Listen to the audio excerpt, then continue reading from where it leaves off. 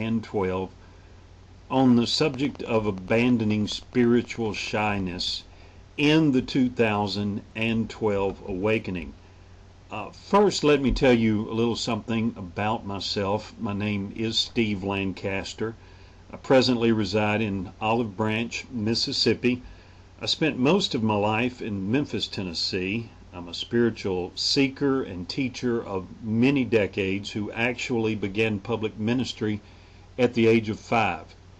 In my career as a Christian minister, I traveled throughout the United States, India, Nepal, France, and Germany. I founded a charismatic church in Memphis, Tennessee known as the Happy Church and served as pastor there for over 20 years. Expansive experiences in my life led me to a greater acceptance of the diversity of human life and the varied spiritual experiences and expressions we share as a human family. My explorative research has also challenged me to confront serious issues of social engineering which do not serve the greater good of my human family. Some call it conspiracy theories. Much more honestly, I call it blatant conspiracy facts. I'm committed to the propagation of information that will assist in the transformative spiritual awakening of 2012.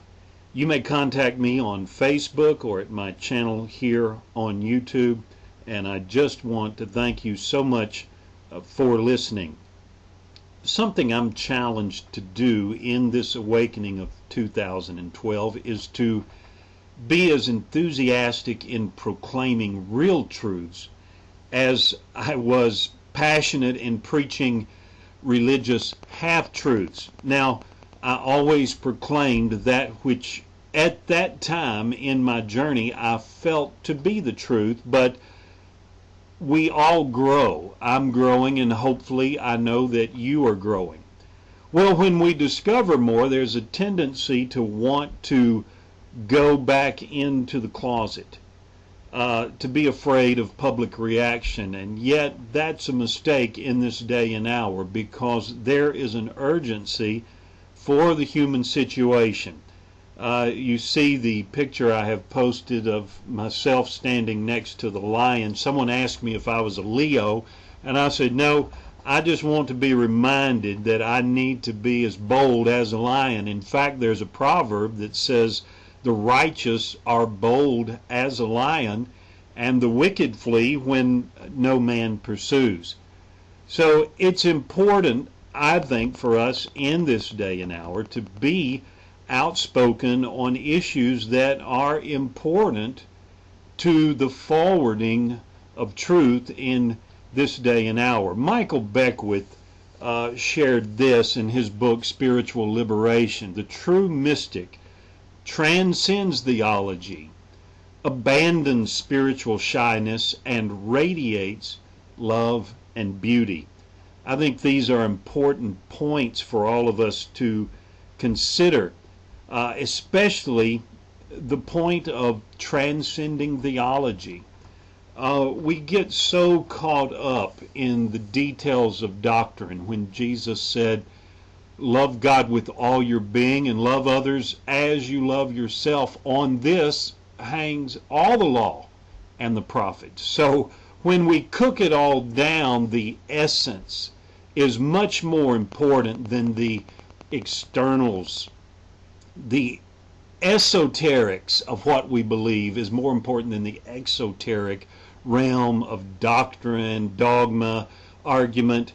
And when we discover this, we need to be bold in sharing this, but sharing it in a spirit of love and compassion, knowing that this is liberating truth for those who discover it. Toxic religion says that you are separate from the divine. Healthy spirituality says you are a unique expression of the divine. You are not born in original sin. You are an original blessing born okay the first time. And this is so liberating to to discover this and to see yourself no longer as a sinful being, somehow separate from divinity, who needs a mediator, someone to pull you back, thus giving away the power that you hold as a unique divine expression. And this is something in the awakening of 2012 that I believe much of humanity will begin to discover and declare, realizing that we've been kept enslaved in this idea that we are separated from the divine. Nothing could be further from the truth. Now, your awareness of that may be blocked. There may be barriers in your mind that need to be reconnected to the fact that you are an aspect of the divine essence. Even Jesus Christ said the kingdom is within you. In his teaching, he said you are God's. This is not New Age babble.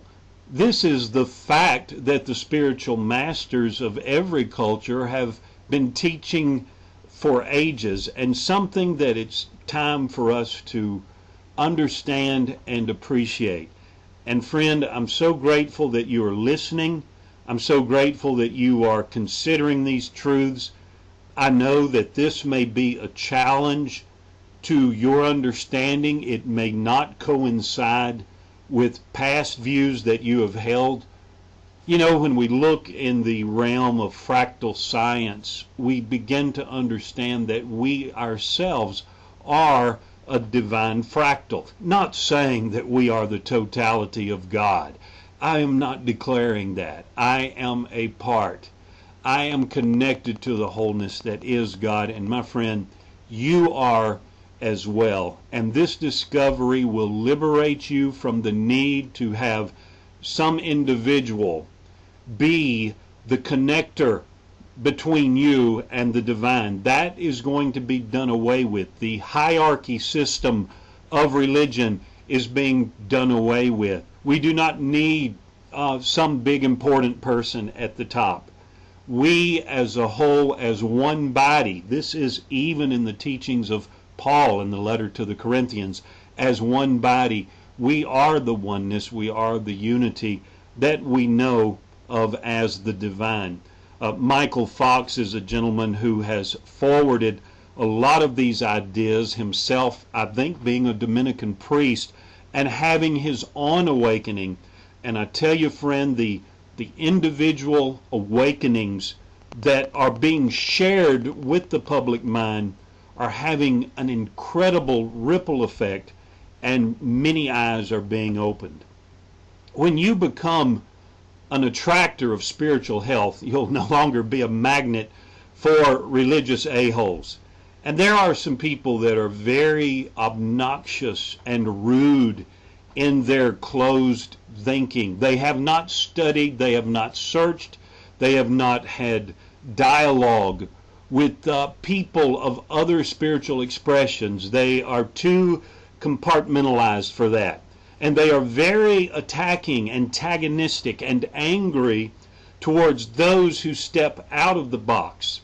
And if you grew up in that kind of environment, there's definitely a tendency for that kind of swamp energy to cling to you and to try to pull you back into the backward swamp.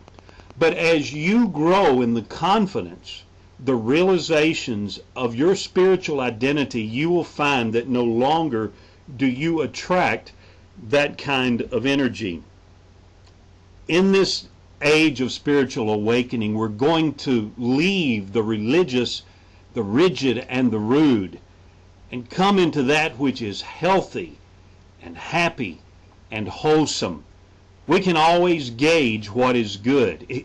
Even Jesus said, I've come that you might have life and that you might have it more abundantly. That which is oppressive